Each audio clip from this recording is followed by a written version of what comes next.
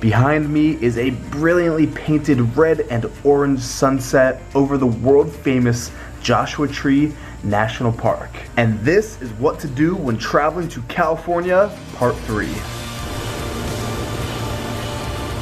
We're in the beautiful state of California in partnership with Visit California and My Way, nearing the end of a 2-week-long road trip with my good friend to show you the top destinations to experience on the ultimate state of California, starting here in Temecula. Temecula is known as the hidden gem wine country of SoCal, centrally located from all SoCal major cities with over 40 wineries in the valley.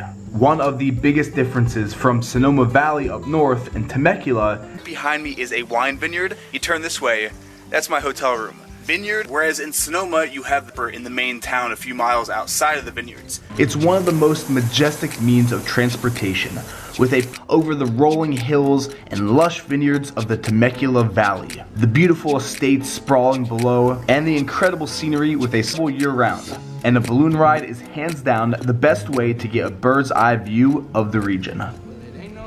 So, we just left Temecula. Fascinates me. It's a sea of green, walled off by massive mountains, surrounded by arid desert. There is nothing for miles. Something out of a Wes Anderson film. Yellows, you got the greens, you got the reds, the pinks, the blues. Known for its stylish mid-century architecture, hotels, golf courses, and with actually just over 300 sunny days per year.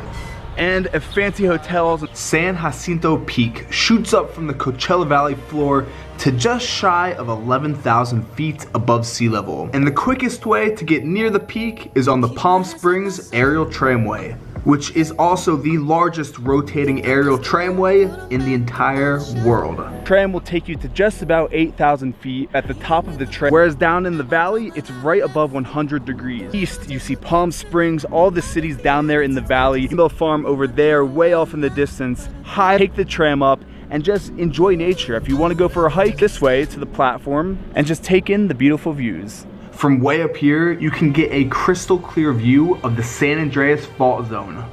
We took a red Jeep tour outside the city limits into an active earthquake fault system where the North American and Pacific plates meet through a labyrinth of geological cuts and canyons stretching for miles and miles as far as the eye can see. So we're just pulling over the Jeep. San Francisco, around San Francisco on its way to Japan. Easily broken into powder. This is what's called fault gouge. Actually, it's all just...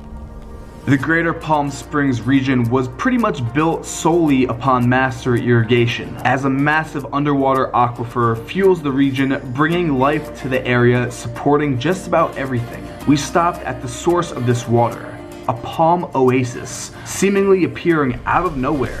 24 hours a day, water flowing right down. This water comes from, as well as from the aquifer. Comes right up from the aquifer. 4 miles away from downtown. So if you want to get out of the city and just escape into the desert, this Palm Springs. We packed up the RV and drove out into the desert.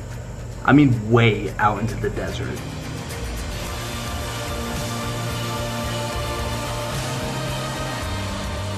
As we arrived at the final stop of this California road trip, behind us, just for a second, just listen.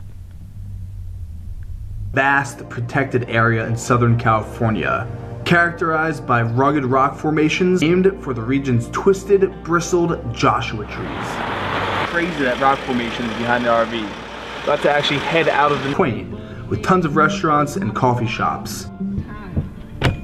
Or late in the evening, when the sun sinks low and the temps begin to cool off. And at night, with hardly any artificial lights, you can see the arm of the Milky Way galaxy with your naked eye.